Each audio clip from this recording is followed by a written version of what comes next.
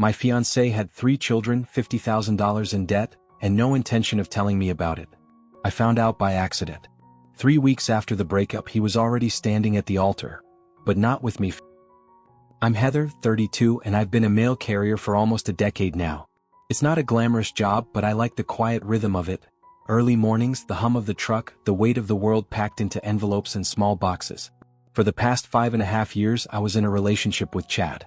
He's 34, worked at a call center, the kind of job that paid the bills but drained him by the end of the day. We weren't flashy, we weren't social media perfect, but we were steady. We lived in a small rental house on the edge of town, decorated with secondhand furniture and a lot of our shared routines. Dinner by 7, reruns of old sitcoms, weekend grocery trips. We had our patterns, and for the most part, I thought we were happy. We were planning a small wedding for April. Nothing extravagant, just something warm and intimate with a short guest list, a friend officiating, and maybe a little backyard dancing under string lights if the weather held up. I had already picked out a simple ivory dress and had a folder full of clipped ideas for table settings and favors. Chad wasn't the type to get overly excited, but he smiled when I talked about the plans, nodded when I asked for his input, and told me he just wanted me to be happy. And I believed him. He'd never given me a reason not to. Everything felt stable and mature, 2 people just trying to build a quiet life together. Until the letters from the court started arriving. They came like any other envelope in the mail, white, official-looking, tucked in with bills and catalogs. At first, I didn't think anything of it. A name I recognized. A return address that didn't register. But then they kept coming. And not just 1 or 2. Over the course of a week, 4 separate court notices arrived addressed to Chad, sealed with words I had never expected to see linked to the man I was going to marry. And with each one, a quiet dread began to grow in the pit of my stomach. Something was wrong. Something he hadn't told me. Something that would crack everything I thought I knew about our life wide open. A year after we started our relationship, Chad received a paternity notice. I remember the day clearly because it was so ordinary until it suddenly wasn't. We were sitting on the couch, halfway through a bad action movie, when he checked the mail and his face changed. He didn't say anything at first, just stood there with the envelope in his hands, staring at it like it might explode. When I asked what was wrong, he waved it off, said it was probably a mistake, some mix-up with names. But a few days later, he told me the truth. Before we met, he'd had a short-lived relationship with someone he didn't talk much about. Nothing serious, he said. But apparently, that relationship had resulted in a child. Something he claimed he had no idea about until the notice arrived. The letter was from the court, requesting DNA testing. The mother had passed away recently, and custody matters were being sorted out. Chad was named as the likely father. He agreed to the test, and a few weeks later the results confirmed it. The boy was his. I didn't know what to think. On one hand, it was before my time, something outside the story of us. On the other hand, it was life-changing. Suddenly the man I was building a future with had a child. A son he hadn't raised, hadn't known, and now barely seemed to want to know. The court offered options. There were custody decisions to make, support obligations to address. And Chad, after talking with lawyers and the child's maternal family, signed away his parental rights. He said it was for the best.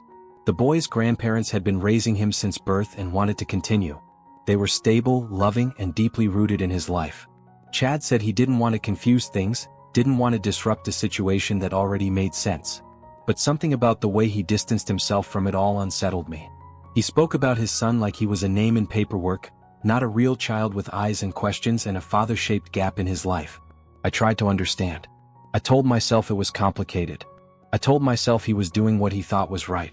But I also couldn't shake the feeling that he had turned away from something enormous without so much as a second glance. I was shocked, but I accepted it. At the time, I told myself it wasn't my place to judge something that happened before I ever entered his life. It was a lot to take in, finding out the man I loved had a child he hadn't known about, that the child existed out there in the world with his smile or his eyes, being raised by someone else.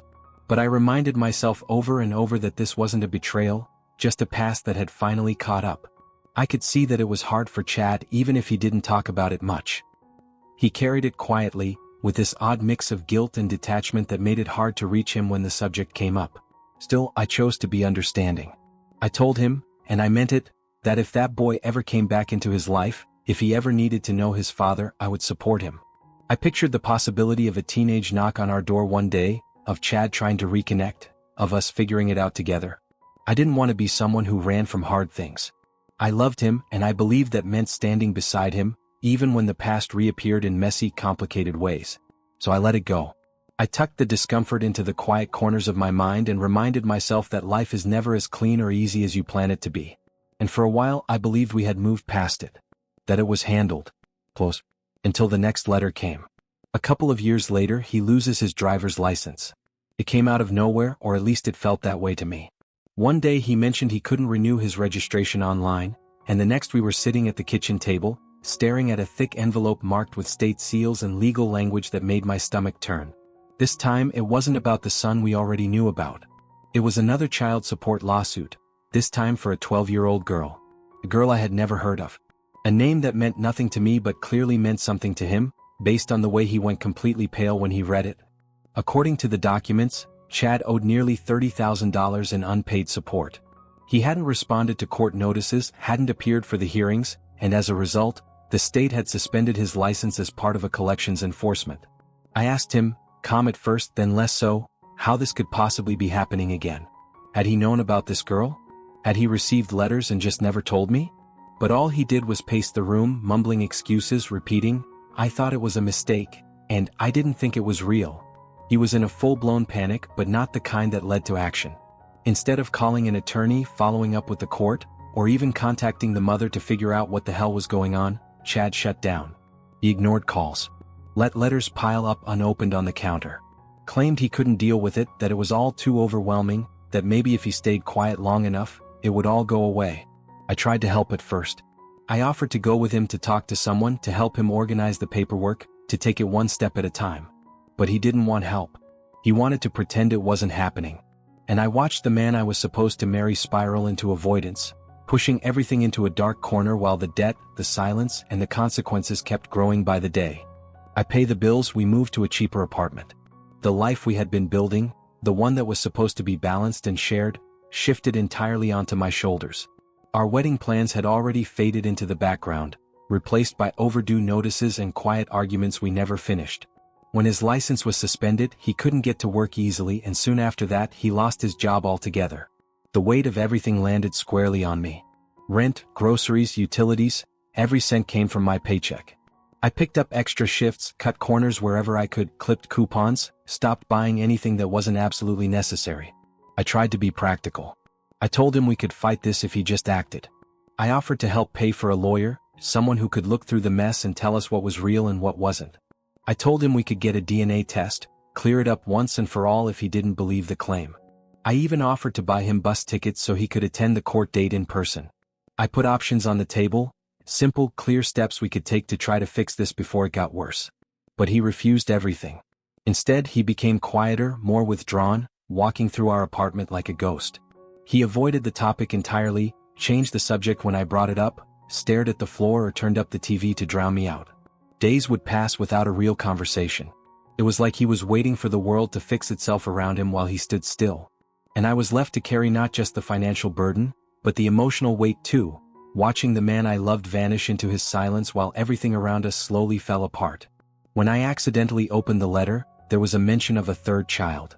I had picked it up off the entryway table like I always did, flipping through the mail as I set down my keys, not even looking at the name on the envelope until I realized it was another court notice. The same thick paper, the same return address, the same sinking feeling in my chest. I opened it without thinking, without meaning to cross any lines, but once I saw what was inside, I couldn't unsee it. The letter referred to an additional child, a boy, identified as the younger brother of the same girl Chad had already been sued over. My breath caught, and for a long moment I just stood there, rereading the paragraph again and again, trying to understand how this could be happening. A third child. A second one with the same woman.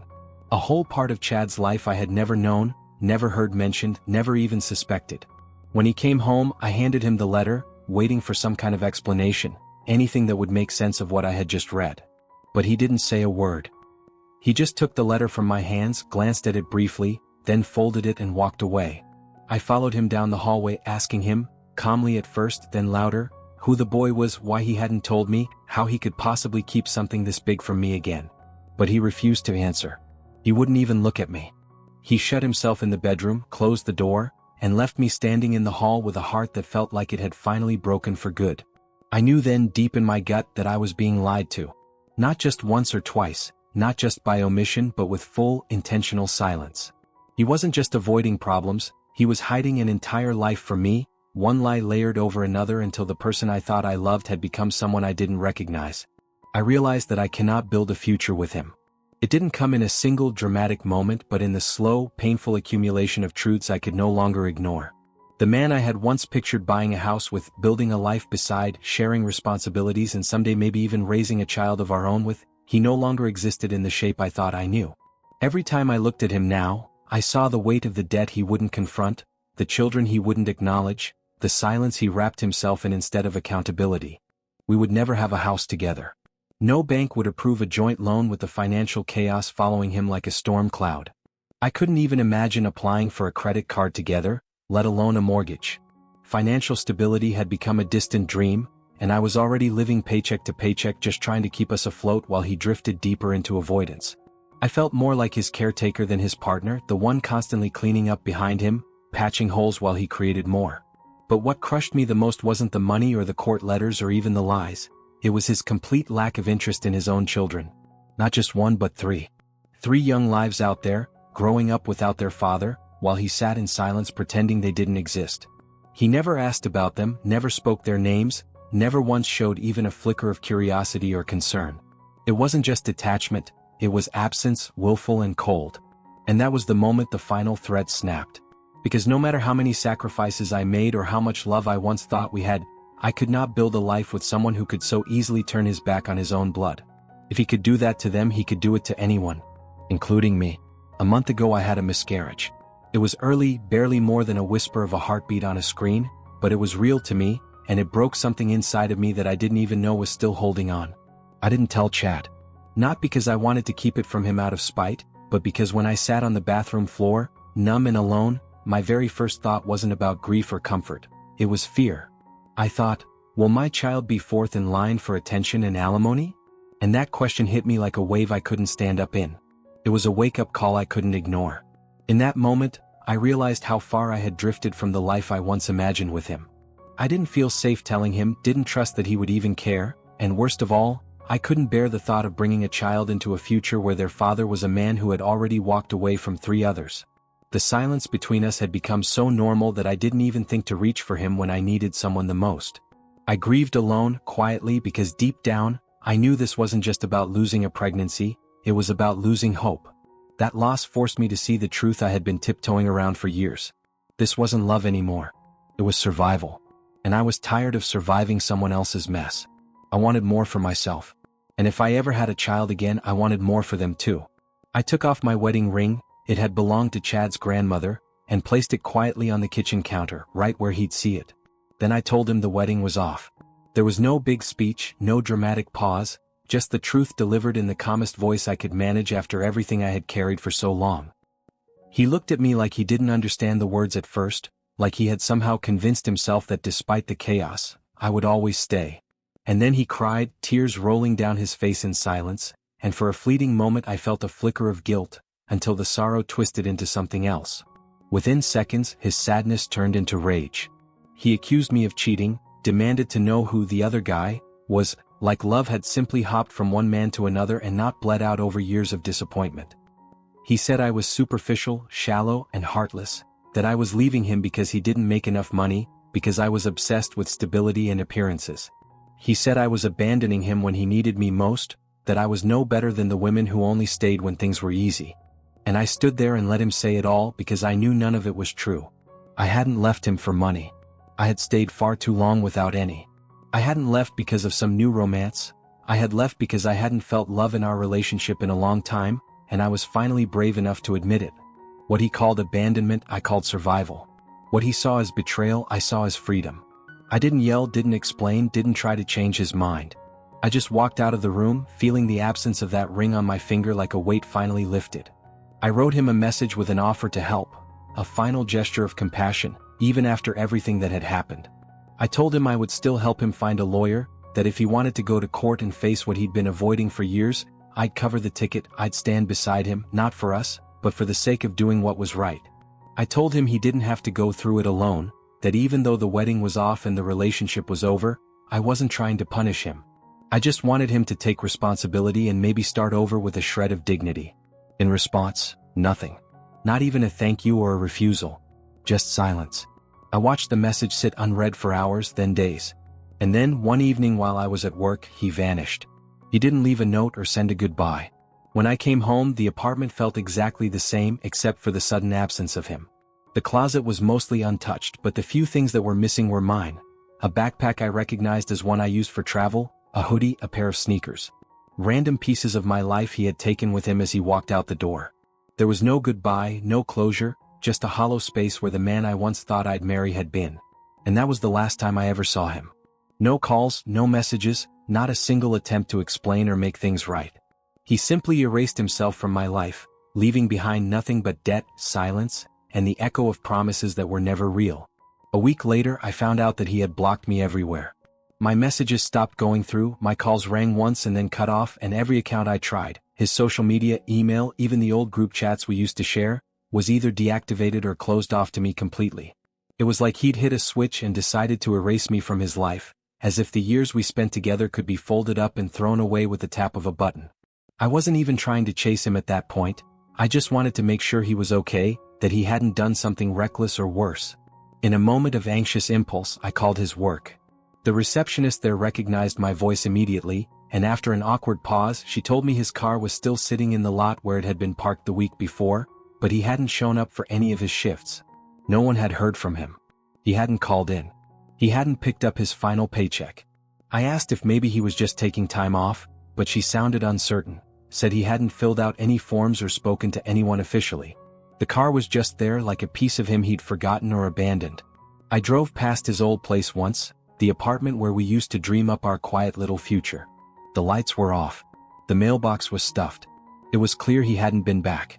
And standing there in the parking lot, staring at that car still sitting idle at his job and thinking about how he'd vanished without even the courage to say goodbye, it hit me again just how far gone he'd been long before he walked out the door. He didn't just disappear from my life, he disappeared from his own. I went to his friend Josh's place, the one spot I thought I might get a straight answer, because I knew Chad had stayed there a few nights in the past whenever things got tense or uncertain. I didn't expect much. Maybe a vague update, maybe a hint about where he'd gone or why he'd vanished, but what I got instead hit me like a punch to the chest. Josh looked uncomfortable the moment he opened the door, like he already knew I was walking into something I wasn't prepared for. He hesitated for a second, glanced over his shoulder, and then said, "You don't know, do you?" He told me Chad had gotten married. Married. As in legal, as in official, as in the kind of commitment he had avoided with me for over 5 years while we scrimped and saved and planned and waited for the right time. I couldn't speak at first. I felt like the air had been sucked out of my lungs. Then Josh added the part that made it all so much worse. Her name was Lexi, she was 22, and she worked as a bartender at some hole-in-the-wall place on the edge of town. They had met less than a month ago. And within weeks, while I had been mourning a miscarriage in silence, while I had been offering to help him, while he had blocked me, ghosted me, vanished from every trace of our life, he had apparently swept this stranger off her feet and married her. Josh didn't try to defend him. He just looked at me with pity in his eyes, said Chad had always been good at running away when things got hard, and this time he ran straight into something new. Something easier. Something that didn't come with responsibility, history, or the weight of real love. I stood there on Josh's porch trying to process it, my mind racing through every conversation, every moment of silence, every time I had made excuses for him. And now it all made sense. He hadn't just left me. He had replaced me. Rewritten the entire narrative of his life and handed the lead role to someone else without ever looking back. They went to Reno and got married in a chapel, one of those late-night, neon-lit places that barely ask for your ID before handing you a bouquet and a promise. Josh and his girlfriend were the witnesses. He told me that with a trace of shame in his voice, like he knew how absurd it all sounded, like maybe he realized too late that he'd stood there nodding through someone else's impulsive rewrite of reality.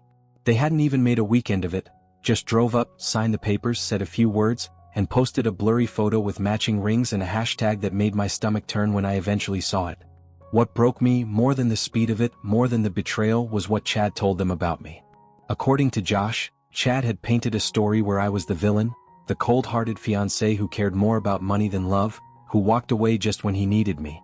He told them I was greedy, that I pressured him about finances, that I wanted a picture-perfect life he couldn't give. He said I had cheated on him, that I'd moved on with someone else before he ever packed his bags, and that he was the one picking up the pieces of a broken heart. Hearing that gutted me in a way I didn't expect, because I had stayed when things were hard. I had paid his bills, defended him, offered him grace he never earned. I had stood in the fire and told myself it was love. And now, not only was I erased, I was rewritten, as the villain in a story I had lived with open hands and a willing heart. Everyone around him believed it too, because it was easier to accept that than to believe he had run away from his own mess. It was easier to blame the woman who walked away than admit the man they called a friend had never truly stood still. I was left alone in an apartment full of his things and unpaid letters. Every drawer, every shelf, every corner held pieces of him. His shoes by the door, his jacket still hanging in the closet, old takeout receipts stuffed into kitchen drawers, and a stack of unopened envelopes marked "Final Notice" gathering dust on the table. It felt like I was living in a museum of a life that had already ended, except I was the only one left to clean it up. The silence wasn't peaceful, it was thick, like it was pressing against my ribs, daring me to break down under the weight of everything he had walked away from. I handed the court papers to Josh a few days later. I didn't want to see Chad again, didn't want to hear another excuse or listen to him justify why I deserved to be left behind. I gave Josh the manila folder with the documents he was still legally obligated to respond to, child support hearings, debt collections, all of it, and told him to do whatever he wanted with it. I was done being the one who carried his mess. And now, I can't stop wondering how a woman without a home, with 3 children linked to his name and alimony claims hanging over him, could have become something new in his life. I don't know if Lexi knows about them. I don't know if she asked, or if she was so swept up in his charm that she never stopped to question why a man pushing 40 was ready to marry a stranger after a few weeks. Maybe he spun her a story like he did everyone else, how I was cruel, how the courts were out to get him, how the children weren't really his responsibility. Maybe she saw him as some tragic, misunderstood soul she could save. But I know better. I lived the truth. I lived the late nights, the heavy bills, the half-truths, the silence, and the way he turned away every time life asked him to show up. And no matter how many new versions of himself he tries to create, they're all built on the same shaky foundation. I only hope that someday the weight of everything he refuses to face will finally catch up to him. I don't know what he was thinking, and maybe I never really did. Maybe all those years I spent beside him were built on assumptions and hopes and the quiet belief that love, even when it falters, still holds weight. But now, I don't have the strength to cry anymore. The grief has already wrung me dry, and what's left is a kind of stillness, a quiet resolve that I didn't ask for but that I've earned. I will not be the one to save him from himself. I tried. I tried more than anyone should have to, and all it did was drain me while he slipped further away into his own illusions. If he doesn't want to take responsibility, then let him live with his choice. Let him wake up each day beside someone who doesn't yet know the weight of his silence, who hasn't yet carried the burden of cleaning up after the truths he never faced. Let him keep running if that's what he needs to do, but he'll be running without me. And I'm moving on my own. Without the lies and without the debts, without the shadow of someone who never showed up when it counted. I'm moving forward with nothing but my own name, my own strength, and the knowledge that I didn't fail him. I just finally chose myself.